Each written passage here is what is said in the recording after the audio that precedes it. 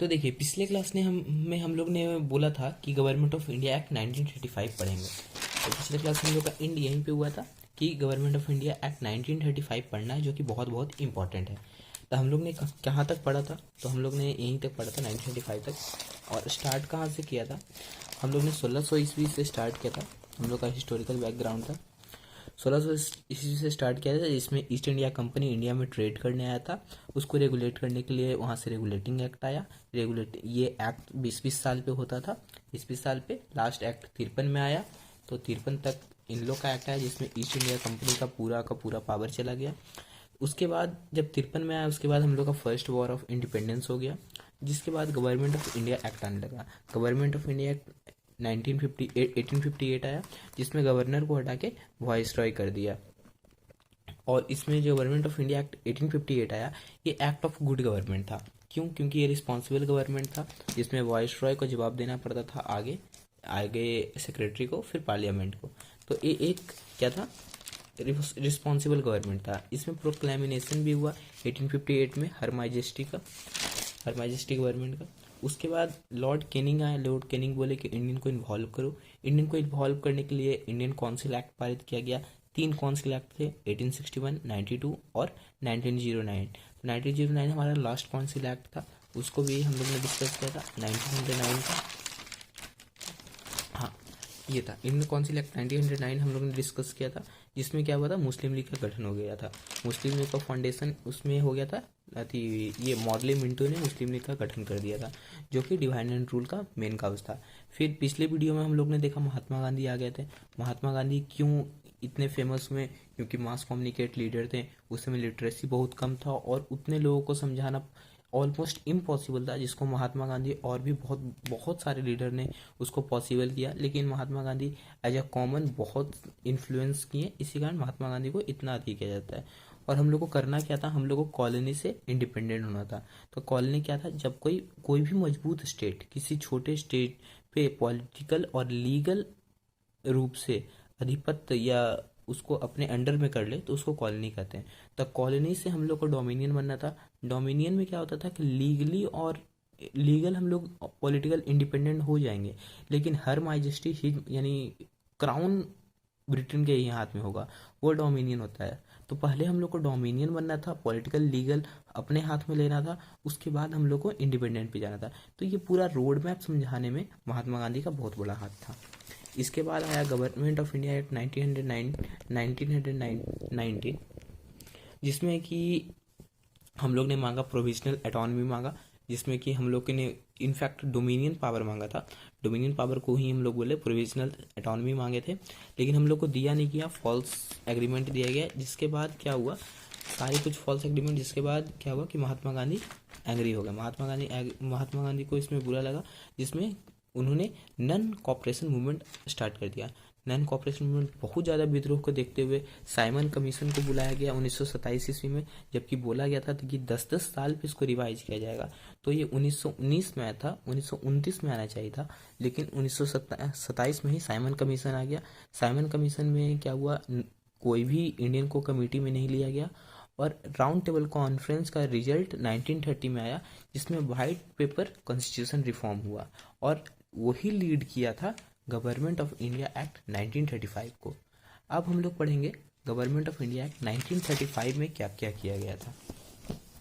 तो government of India act में सबसे पहले तो क्या किया गया? ऑल इंडिया फेडरेशन बना दिया गया। ऑल इंडिया फेडरेशन में बोलने का मतलब इसमें 2 पार्ट आते हैं। एक आता है प्रोविंसेस, यानी जो स्टेट थे जो ब्रिटिश के अधीन थे, और एक princely state. Princely state British के अधीन नहीं थे, वहाँ सब कुछ प्रिंसली, वहाँ के रजवाड़ों का ही चलता था। सिर्फ एक्सटर्नल अफेयर, एक्सटर्नल मैटर्स को ही वो लोग डील करते थे, ब्रिटिश लोग। बाकी सारा कुछ प्रिंसली स्टेट में रजवाड़े लोग ही डील करते थे। तो उसमें दोनों का फेडरेशन में अगर इंडिया को एज अ फेडरेशन लिया जाए, तो उसमें दोनों का इन्वॉल्वमेंट होगा। तो दोनों का इन्वॉल्वमेंट हुआ।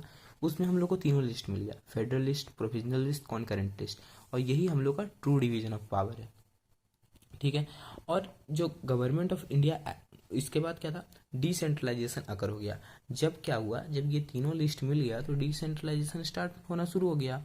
और इसमें जो बनाया गया, उसमें 321 सेक्शन थे और 10 शेड्यूल थे, ठीक है। अब ये एक्ट जो लाया गया 1985 का एक्ट लाया गया, ये फेल क्यों हुआ? ये भी फेल हुआ था। तो ये इसका फेल होने का कारण था कि जो प्रिंसली स्टेट है वो इसको नहीं माने। प्रिंसली स्टेट ऐसे ही फ्री थे तो वो इस एक्ट को नहीं माने। लेकिन जो प्रोविजनल एटॉनमी था वो हम लोग को मिल गया। क्या हुआ? काउंसिल ऑफ इंडिया जो कि इंग्लैंड में था उसको एबॉलिश कर दिया गया। रिजर्व बैंक ऑफ इंडिया बना दिया गया। Central public service commission, centre में स्टेट, कुछ कुछ स्टेट अपना पब्लिक सर्विस कमीशन बनाए, और ज्वाइंट 2 स्टेट मिलके अपना पब्लिक सर्विस कमीशन बनाए, उसको ज्वाइंट पब्लिक सर्विस कमीशन हम लोग का है। अब इसी समय क्या हुआ, जब 1935 के कुछ दिन बाद 1940 के अराउंड क्या हुआ, हिटलर ने अटैक कर लिया ब्रिटिश पे। अब हिटलर का अटैक ब्रिटिश पे क्या साबित हुआ कि ये जब अटैक किया ना, तो उस समय इंडियन के विदाउट परमिशन के बिना इंडियन सोल्जर्स को क्या कर दिया, लड़ने के लिए भेज दिया गया। अब इससे भी इंडियंस को बहुत बुरा लगा कि बिना हम लोग के परमिशन से इन लोग को लड़ने भेज दिया गया। तो इसी को करने के लिए क्या किया गया, अगस्त ऑफर दिया गया। ये बहुत इंपॉर्टेंट है, अगस्त ऑफर ऑफ 1940। 1940 को लॉर्ड लिमलिथगॉ ने अगस्त ऑफर दिया, जो कि डेट था 8 अगस्त 1940 को लॉर्ड लिमलिथगॉ ने अगस्त ऑफर दिया। अगस्त ऑफर था क्या कि सपोर्ट ड्यूरिंग वार, इंडिया सपोर्ट करेगा वार के दौरान ब्रिटेन को, तो इंडिया को क्या मिल जाएगा, डोमिनियन पावर। अगर 8 अगस्त जो रसिया अटैक किया है ब्रिटिश पे, अगर उसमें इंडियन सोल्जर हेल्प करते हैं तो बदले में इंडिया को डोमिनियन पावर मिल जाएगा। लेकिन ये एक अनफॉर्मल डिसीजन था, मतलब कि इसका कोई पेपर वर्क नहीं था। तो क्या हुआ कि इसको फॉर्मलाइज करने के लिए क्रिप्स मिशन आया 1942 को, यही अगस्त ऑफर को फॉर्मलाइज करने के लिए। तो इसमें जो क्रिप्स मिशन आया, इसमें 3 मेंबर की कमेटी थी। इसमें स्टॉफर्ड क्रिप्स, एबी अलेक्जेंडर और पैथिक लॉरेंस थे। ये 3 आदमी 3 मेंबर की कमेटी थी, और ये आए क्यों थे, to formalize August offer send by Winston Churchill, king of Britain. यानी विंस्टन चर्चिल उस टाइम ब्रिटेन के प्रधानमंत्री थे, उन्होंने भेजा था किनको, क्रिप्स मिशन को अगस्त ऑफर को फॉर्मलाइज करने के लिए। ठीक है, फॉर्मलाइज करने तो इन लोग आ गए अगस्त ऑफर को, लेकिन क्या किए, अगस्त ऑफर को फॉर्मलाइज करने आए तो इसमें क्या हुआ कि मुस्लिम लीग अगस्त ऑफर को माना ही नहीं। मुस्लिम लीग अगस्त ऑफर को नहीं माना तो उसमें क्या किया गया कि जो क्रिप्स मिशन था उन्होंने एक स्टेटमेंट दिया, if Congress accept and Muslim League accept, मतलब अगर दोनों एक्सेप्ट करेंगे तभी अगस्त ऑफर मिलेगा, अगर नहीं एक्सेप्ट करेंगे तो नहीं मिलेगा। तो इसी कारण मुस्लिम लीग तो एक्सेप्ट किया नहीं, ब्रिटेन सबसे आगे गया सब चीज में, तो अगर एक्सेप्ट नहीं किया तो ये क्या हुआ, क्रिप्स मिशन फेल हो गया। अब क्रिप्स मिशन फेल हो गया तो यहाँ पे महात्मा गांधी जी को बहुत बुरा लगा, और उसके लिए महात्मा गांधी रिटेलिएट में क्या किए, क्यूट इंडिया मूवमेंट कर दिया, जो कि एक बहुत ही बड़ा मूवमेंट था, क्यूट इंडिया मूवमेंट कर दिया। अब क्यूट इंडिया मूवमेंट कर दिए, यहाँ पे बहुत चीज होने लगा, क्यूट इंडिया मूवमेंट हो गया, वर्ल्ड वार स्टार्ट हो गया, इंग्लैंड पूरी तरह से टूट चुका था। इसके बाद क्या हुआ कि हम लोग की अपनी कॉन्स्टिट्यूंट असेंबली बन गई। 19 जून 1946 में हम लोग ने अपनी कॉन्स्टिट्यूंट असेंबली बनाने को तो बना ली, लेकिन इसमें भी इनडायरेक्ट इलेक्शन था, और इसमें भी जो आम नागरिक थे वो कभी वोट नहीं किए थे। इसमें क्या हुआ था कि हर एक आबादी के आधार पे हम लोग ने सीट को बांट दिया था। आबादी के आधार पे बांटा, जैसे कि 10 लाख इंडियन को एक सीट मिला, 10 लाख इंडियन पे एक सीट, और उस समय की आबादी करीब 38 लाख थी, 3 करोड़ 38 लाख थी। तो उसके आधार पे 389 सीट टोटल हुए, जिसमें 296 कम बाई इलेक्शन से 296 आते, और 93 जो हमारे प्रिंसली स्टेट थे वो आते। तो ये था सीट का ये डिवीजन। उसके बाद जब इलेक्शन हुआ तो उसमें क्या हुआ, उसमें इंडियन नेशनल कांग्रेस को सीट मिले टोटल 208। इंडियन नेशनल कांग्रेस को सीट मिले टोटल 208, मुस्लिम लीग को मिला 73 और अदर्स को मिला 15। अब जो यहाँ पे मुस्लिम लीग को 273 मिला, यहाँ पे मुस्लिम लीग को एक झटका लगा, और मुस्लिम लीग को लगा अब हम लोग तो कभी अपना अलग से देश बना नहीं पाएंगे, तो यहाँ पे मुस्लिम लीग टोटली बाइकआउट कर दिया। मुस्लिम लोग बाइकआउट करने का परिणाम क्या हुआ कि 9 दिसंबर 1946 को फर्स्ट सेशन बैठा गया। तो फर्स्ट सेशन में टोटल जो मेंबर प्रेजेंट हुए वो ओनली 211 प्रेजेंट हुए, क्योंकि टोटल का टोटल मुस्लिम लीग बॉयकॉट कर दिया था। तो इसमें टोटल प्रेजेंट हुए 211 मेंबर।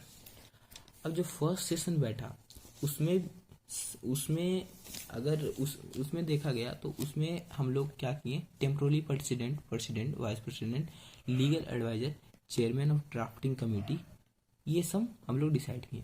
तो टेम्पोररी प्रेसिडेंट हम लोग ने सचिदानंद सिन्हा को बना दिए, प्रेसिडेंट हम लोग ने डॉक्टर राजेंद्र प्रसाद को बना दिया, वाइस प्रेसिडेंट HC मुखर्जी और BT कृष्णमाचारी बना दिए, legal adviser sir BN Roy, chairman of drafting committee doctor Bhimrao Ambedkar.